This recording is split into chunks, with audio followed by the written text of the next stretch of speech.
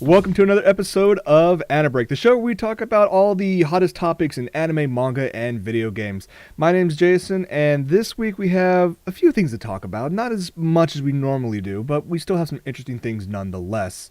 One thing big thing we'll talk about a little bit later on in the show is the Ni no Kuni demo that was just released on PS3 in the States yesterday. I'll give my review about it later on the show, but let's start off with let's talk about Shonen Jump Alpha. If you guys haven't checked this out, this is actually an app you can get on your like I have it on my iPad. You guys can get it on I think Android devices as well. And this is essentially, you get the magazines that have all the different manga over in Japan. You bring it over stateside. Before always been in print, which was a really thick magazine, I guess you can call it. And then they finally recently announced Shonen Jump Alpha. Well, by recently I mean like last year. And it's always been behind, 2 weeks, 3 weeks, a month from what actually was, released over in Japan. Not anymore. As of January 21st, so a little bit of time to wait for it. But when January 21st comes around, you will get new chapters translated in English the same day as release in Japan. There is no more waiting whatsoever. So now you can get it instantly on your iPad, you can get it on your Android tablet, you can get it online, just go to the website and log in. This is actually pretty cool. And the Shonen Jump Alpha, it's not all that expensive. It's definitely cheaper than having the analog version, the really thick paperback version, which some people actually prefer. But if you want, speed, you can't get any faster than this. You're getting it on the exact same day as they do in Japan. So I think it's a really cool idea. I'm hoping that it sticks around. I hope that Viz will realize this is a good path for, at least for their manga department, and then keep on moving forward with it. Then again, I understand that some people will go, but you know what? If I have the actual, physical version, I have it for me for years, decades, and whatnot. With the iPad version, yeah, manga, it's taken away, I believe, for like 6 months or a year. But here's the way I see it. You get a Shonen Jump Alpha subscription. It's like $5 or $10 a month. Very, very, inexpensive. You start reading and you get really involved with, a certain manga or a certain character that you really like. And within 4 to 6 months, you'll start getting those, the volumes of the actual manga come in store shelves, or at least you can order them online. That way you have a physical copy of the manga that you actually enjoy while still getting same-day publications of the brand new stuff going on in Japan. That's the way I see it. I see it's win-win for me. But some people like to have just the large, physical copies. I understand that. But you can't get better than this. I mean, same day. That's really cool.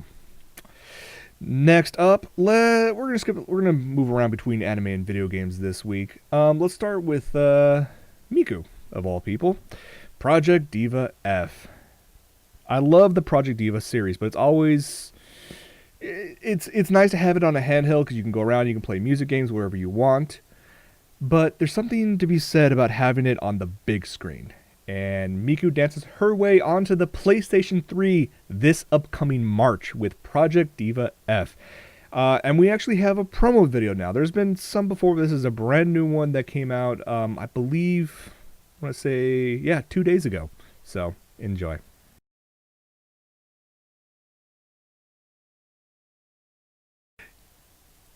For those of you looking for something different from the PS Vita and the PSP version, it's essentially a port, which is not bad. You get the same characters, you get the same outfits, same music.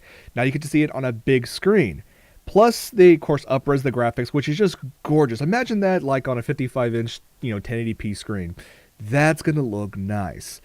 There's also going to be, thankfully, additional brand new songs and new outfits, and you have a couple other things you can do. Like, I was bringing it up real quick. 13 new models. You get 6 new songs. So basically, you're getting a total of about 35 to 40 songs and actually close to 100 costumes. So you have, your selection of what you like. I like it that people online were joking about the fact that even Miku has shows some cleavage in this version, for the sole fact there is a PS3 exclusive version where the phrase DFC, delicious flat chest, comes to mind when you think about Miku. Not when you think about some other characters like Luca, but they've always been known to emphasize certain aspects of their the models. And now with the PS3 version, with the special outfit, Miku's joining the fray. Some people might enjoy that, some people might not. That's all up to you, whichever way you go. The game itself comes out March 7th in Japan. I'm really, really hoping that we will get a port by the end of 2013. And the reason why I say this, because we were talking about before, that at E3 2012, at the Sony booth, there was actually a PSP there that was playing, or a PS Vita, I should say, that was playing Project Diva, and it was there to gauge interest. Given the fact there's been a huge amount of support for bringing this stateside online, I'm hoping that'll turn, Sony's heads into like, okay, you know what? We should bring these over, instead of having us all just import them and spend ridiculous amounts of money on that. So, we'll see. Says Sega fan says. So that's what you get when you cross dot hack with DDR. Okay. On Sunday's episode of From My Mother's Basement, I was talking about a brand new social networking site made for otaku in Japan called TheWonder.it. This was actually a collaboration between SoftBank and Yahoo. So essentially, you can look at it as it's a Pinterest for otaku. But you know what? I'm cool with that. You can put photos of almost anything. If you have your own collections of, figures you want to post pictures of, which I just started doing recently. Pictures of your favorite designs, your favorite cosplay. If you're an artist yourself, you want to showcase your work on this new site. I mean, yes, you have Pixiv and DeviantArt and whatnot, but this is always an addition to that. I like the fact that this website was initially designed, or initially brought to light, by a SoftBank employee. SoftBank did this whole thing in 2011 where all their employees could submit ideas for new projects for the company. And out of the 1,200 submissions, 3 of them were actually brought to light, and this is the first one. I'm kind of curious to see what the other 2 are like.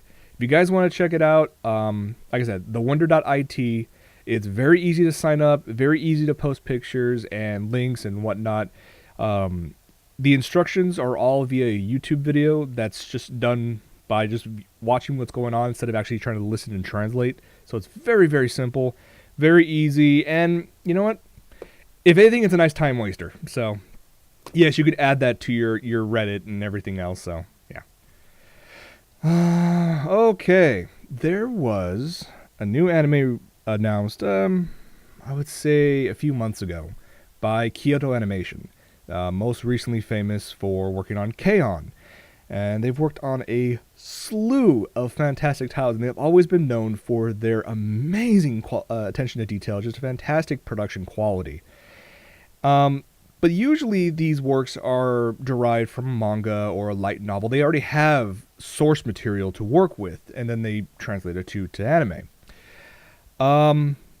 They decided to work on a new one, and this new series actually is a completely original. It's not based on any previous work. I think this is a fantastic thing. It's actually called Tamako Market, and where K-On! Was all about, music, Tamako Market is all about cooking, which makes me very, very curious as to how this is going to work out. Many people who actually worked on the series for K-On! Actually come back to work on this original project, including the director, the script writer, a lot of the artists are back. So Kyoto Animation is giving this like their best go. And some of the character designs, I will say, strike more than a little bit of K-On! Influence. Like, we can go through the the 3 main characters you see right there. I mean, this is Tamako, and she definitely looks like a younger Mio. You also have, where is she at right there? There we go. This is Midori. Yeah, maybe it's definitely the face and the eyes that definitely remind me a lot of the K-On! Girls. But then again, it's the same production company, so I'm not surprised. The one that strikes strikes the most similarity, I should say, to a K-On! Character is this girl. She's Kana Makino. I mean, that just seems like a younger version of Yui. I mean, you can't get anywhere around that. The series is not going to start until next year. There's been a couple commercials out already for these for the series, but again, these are only like 15-second commercials, so you're not going to get much out of them. It starts out next year. This is one just for the sole fact it's by KyoAni that I will give it a shot. Not to mention I like cooking, so there we go. What else we have on the docket? Sentai Filmworks. Essentially Neo ADV for those of you who remember that company. They decided to license a series that was I wouldn't even call it a guilty pleasure of mine. It was just a series that I really, really enjoyed. Probably because I'm just a hopeless romantic. They actually announced the license for Amagami SS Plus. So, how to describe it? Well, Amagami SS essentially is a dating sim. And when Amagami SS came out initially for the first season, it was nice in the fact that they would take, the main character, which, is supposed to be you, the player, and you always have a wide assortment of women to try to complete a story arc with, romance and whatnot. But usually when these type of games get transferred over to the anime form, they usually pick one character, or after 26 episodes, they won't pick any character. Well, with Amagami SS, they decided to change it a little bit. They took the series and split up into 4-episode chunks, and each 4 episodes was a different story arc with a different girl. So if you had a favorite girl, you can actually go through them all, which they did. They went through, I think, all like 8 or 9 different girls throughout the course of the series. And it was really well done. There was actually more character development in a 4-episode story arc than I've seen in tons of other series.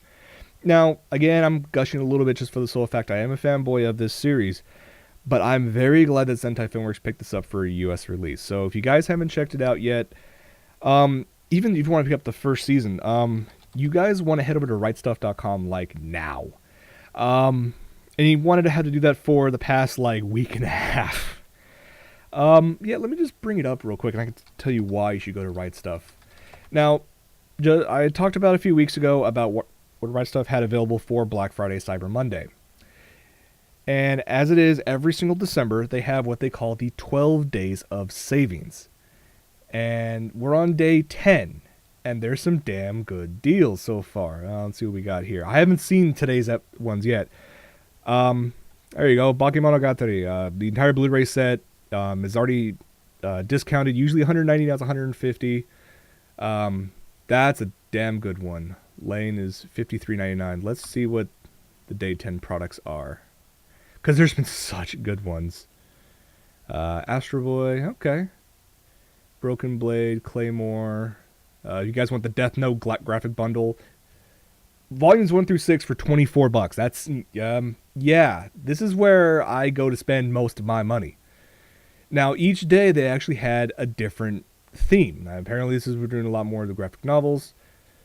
Ooh, that's kind of nice. I already have that, though. But Ghost in the Shell Standalone Complex, the Laughing Man Blu-ray, which is basically a summarized version of, I want to say, Season 1, for $10 on Blu-ray. And I actually have that. It's actually the closest you're going to get to having that series on Blu-ray, sadly. That's not bad as well. Gunslinger Girl Season 1 on Blu-ray. $20. Now, the thing about Gunslinger Girl, you want to buy Season 1, don't buy Season 2, even though it's $20 as well. Season 1 was a fantastic series, or fantastic season, I should say. Great animation, great storyline, good characters, great action. A little on the slow side every once in a while, but still enjoyable nonetheless. And then when Season 2 came in, it completely changed. To which the mangaka said was for the better because he was actually involved with season 2, and yeah, it went downhill so fast.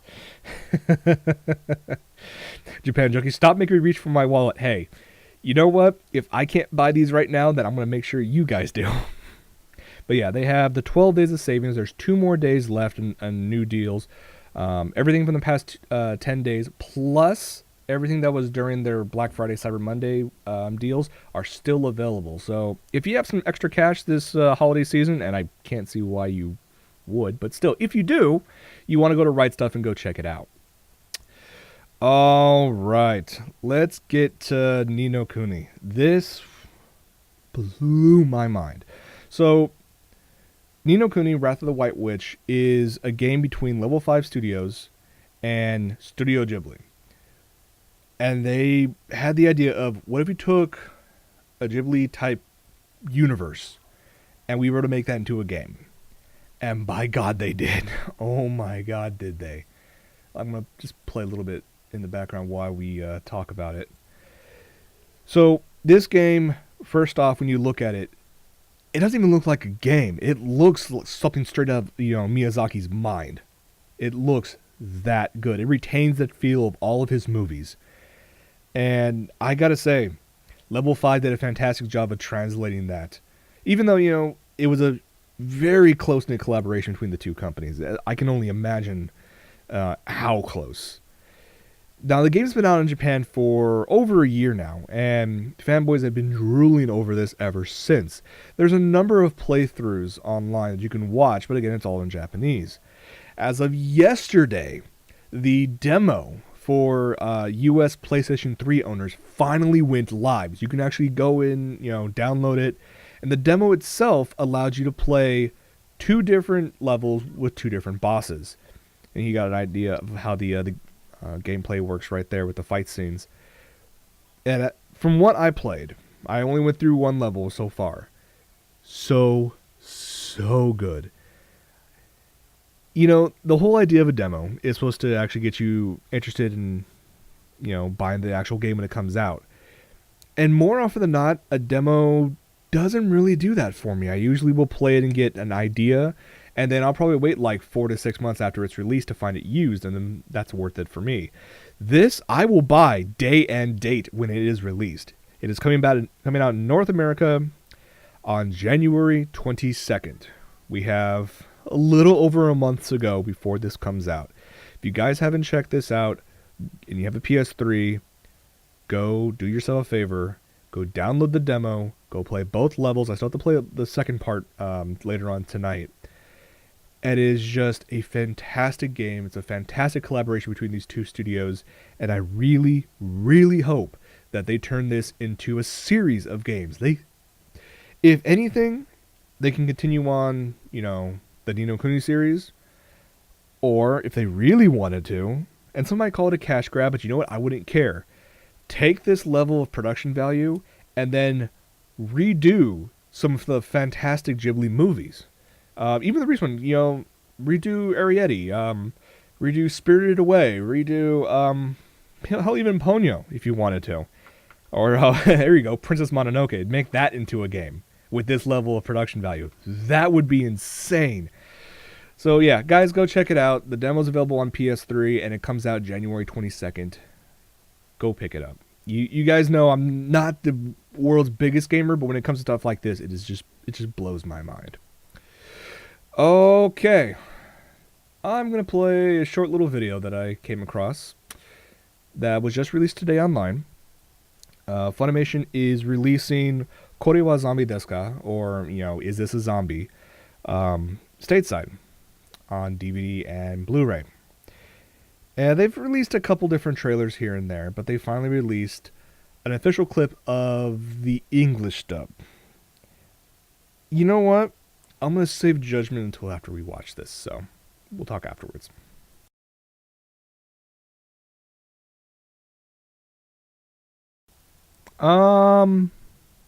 Yeah.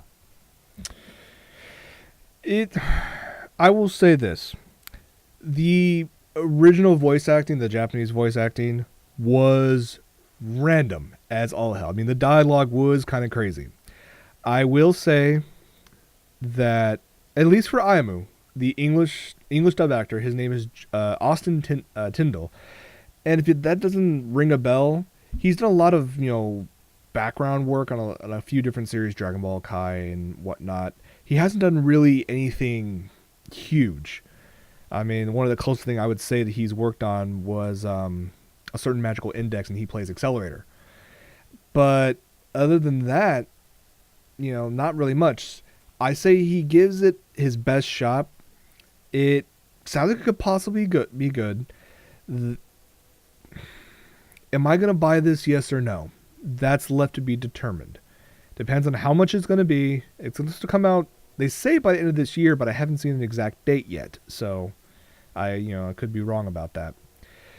The rest of the voice cast, I haven't heard them yet, but you have standards like I saw Monica Rial in there, and Brittany Karbowski, Anthony Bowling. I mean, you got a decent number of your standard cast to make this at least maybe a once over. I'll check it out at least on Funimation's website when they start streaming it before I consider buying it. But it was one of those that I wanted to play it for the sole fact that the main character, I think he gets grasps the idea of that character as best as you can. So if you guys like it, cool. If not, blame it on someone else. That works then. Okay. Yeah, let's talk about this real quick. This next bit definitely falls under the title of Only in Japan. There is, I can't even say the actual title. I'll say the translated version, which is Biographies of World Dictators in Female Form. Yeah, the 2 or 3 artists got together and thought, you know what? Let's make an art book. And usually you get that all the time. But we want to make an art book that basically turns all world dictators into women. Let's put a picture. This is to be Omar al-Bashir. Okay. I can't really see the similarities, but okay. Okay, who else do we have? Oh yeah, this is supposed to be Fidel Castro. And I'll do a couple more real quick. Here's Saddam Hussein. And of course, if you're going to do stuff like this, you can't do one without Adolf Hitler. Now, I gotta say, if all these characters were real, if the actual people were, all these little girls, I will say this, the world would be in a much, much different place right now. It was just one of those random things I came across and went, it is so weird, I have to pass it on. There's no way I couldn't. All right. Let's talk about Mass Effect. Mass Effect Paragon Lost, which was the anime movie and a tie-in between Production IG and BioWare. And this is supposed to be a prequel to Mass Effect 3, which is good because I've only played 1 and 2 and I still need to play 3. Especially now that I hear the fact that not only was there additional DLC after the ending, but that they're going to make more games. And from what I read about what happened at the ending of 3, how? But okay, whatever.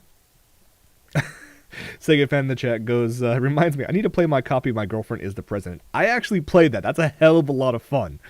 I won't give anything away, though. But back to Mass Effect. Last Thursday, Funimation actually screened this movie in several theaters across the United States. Unfortunately, I was not able to make the way down to the Downtown Independent in Los Angeles to check it out myself. So, unfortunately, I have to wait until the DVD and Blu-ray arrive, which is, I think, the end of this month. So, or I think like the 18th or 19th. So, just before Christmas. It'd be my little Christmas present to myself. They released, several videos and trailers already, but I believe last week they decided to release some behind-the-scenes clips as well as some additional scenes. I'm going to play one of those scenes for you, and I'll give my little 2 bits on it afterwards.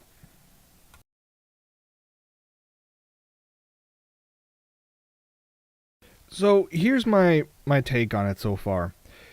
You have a franchise, a bunch of games, Mass Effect, that have a really, really good story and a bunch of unique characters and a nice universe that you can expand upon at will, which is where Paragon Lost basically comes in and start to expand on the games.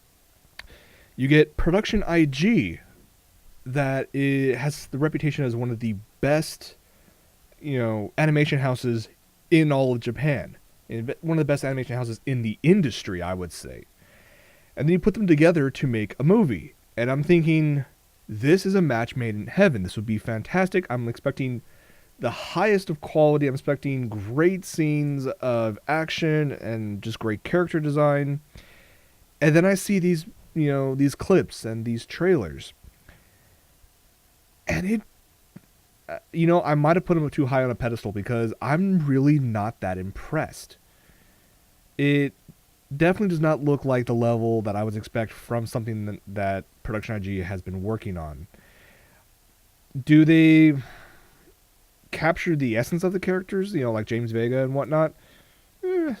So far, so good. But when it comes to the other species, I think it starts falling flat on their face.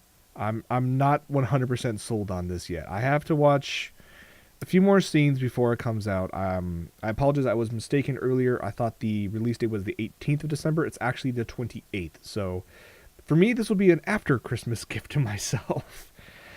And it all depends on how well this sells. I mean, if this is just a one-off, then they did what they did, and we can't ask for anything more than that. If they turn this into a series, I hope that they would increase the production quality. And I think maybe it spent too much time working on trying to keep it too close to the actual source footage rather than having Production IG go off and actually make their own version of the universe, which I think would be fantastic to leave them to their own devices and say, go. Here's an idea. Here's a couple story plots you can probably follow. But when it comes to design and when it comes to story and action scenes and whatnot, I really think Production IG would have done a lot better if they were left to their own devices rather than having BioWare and, of course, EA over their shoulder saying, oh, no, it needs to look like this. Oh, no, it needs to look like that.